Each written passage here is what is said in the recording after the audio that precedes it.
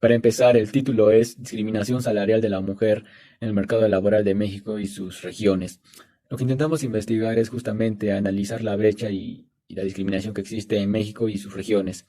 En lo que respecta a las variables, X vendría a ser el nivel de educación, experiencia laboral, experiencia de rendimientos de capital humano, y Y vendría a ser el ingreso. Asimismo, el método de estudio emplea la descomposición Oaxaca-Blinder y extrae datos de la encuesta nacional de empleo urbano, ENEO, del periodo 2000 al 2004. Finalmente podemos concluir que los resultados indican que sí existen diferencias salariales por sexo a favor de los hombres, y más del 85% de estas desigualdades se vinculan con la discriminación. Discriminación salarial por género en México. El objetivo de esta investigación fue analizar la existencia de discriminación salarial por género en México en el año 2006. Las variables que se utilizaron fue educación, experiencia laboral, ingresos, profesión y género. En este estudio se utilizó la metodología de descomposición de Oaxaca-Blinder para obtener la magnitud de la brecha salarial explicada por discriminación, y se concluyó que, debido a la discriminación salarial, las mujeres perciben 12.4% menos de salario que los hombres con iguales características en términos de capital humano. Buenas noches, mi nombre es Fabiola y voy a hablar hoy del artículo titulado Brecha salarial por género en el Perú y su tratamiento. Reflexiones sobre la Ley de Igualdad Salarial y su reglamento. Escrito por Gabriela Salas Zúñiga en el año 2019, tiene una metodología de estudio básicamente analítica y usa variables de estudio principales como el nivel de educación y la productividad. Este artículo básicamente tiene por objeto reflexionar en torno al complejo fenómeno que es la brecha salarial por género en el Perú. A raíz del estudio llega a la conclusión de que en el caso peruano el Estado, en estricto cumplimiento de las obligaciones que posee, ha decidido promulgar una primera norma sobre igualdad remunerativa con medidas específicas destinadas a reducir la arbitrariedad en la determinación de salarios en el interior de la empresa y garantizar así el derecho a los trabajadores de recibir un sueldo salarial igual por un trabajo de igual valor. Sin lugar a dudas es un gran primer paso, pero sin embargo, a efectos de reducir la brecha salarial de género, es necesario implementar medidas complementarias destinadas a atacar las causas subyacentes a esta problemática. Bien, por mi parte, el trabajo de investigación que analicé titula Discriminación salarial por género en el sector formal en Ecuador.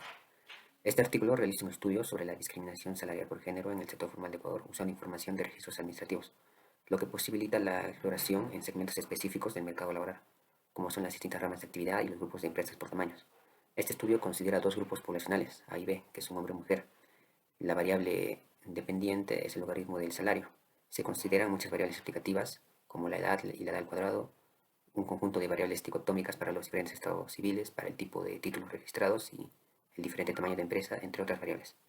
Para diferenciar la proporción del sesgo salarial atribuible a la discriminación, el estudio utilizó la descomposición de Oaxaca-Blinder. En conclusión, la data de registros administrativos acerca del empleo formal en Ecuador muestra evidencias de que existe discriminación en contra de las mujeres.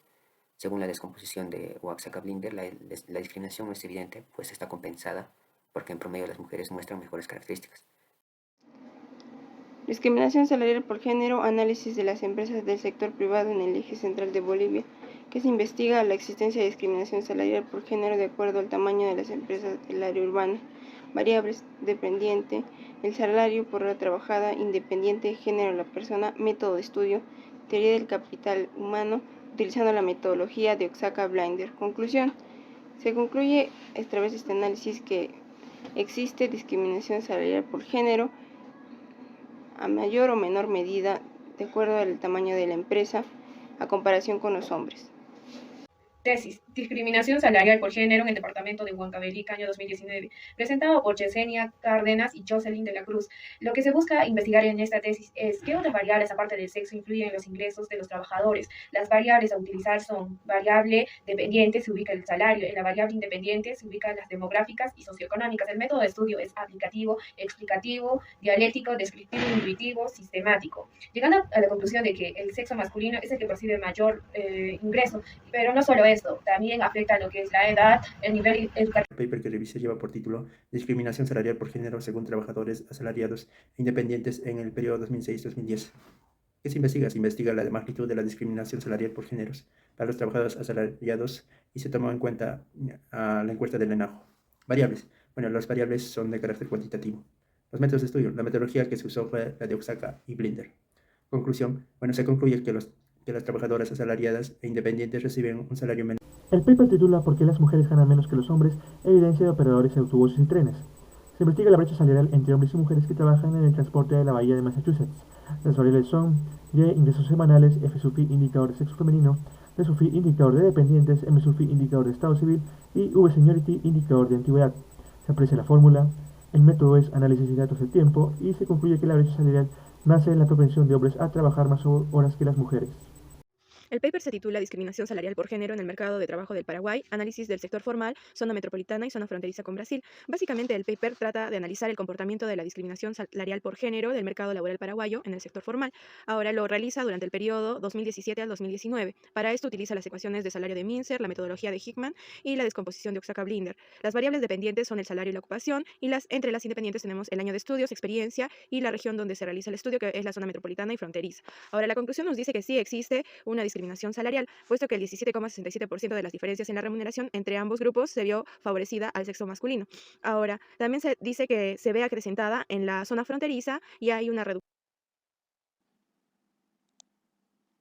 Discriminación y diferenciales de salarios en el mercado laboral. Se investiga un modelo de determinación de salarios que utiliza ecuaciones de replicación para representar las regularidades sociales que conducen a las preferencias discriminatorias de los empleadores. Las variables son las preferencias de discriminación y diferencias de salarios. El método de estudio se basa en la función de utilidad que construyeron Neumark y Fenger en 1988 y 2009 respectivamente. La hipótesis básica es que las preferencias subyacen las interacciones entre los proveedores y buscadores de empleo en un escenario de pleno empleo. Las conclusiones son: la dinámica social determina las preferencias de discriminación de los empleadores, la cual genera a largo plazo las diferenciales de salarios entre trabajadores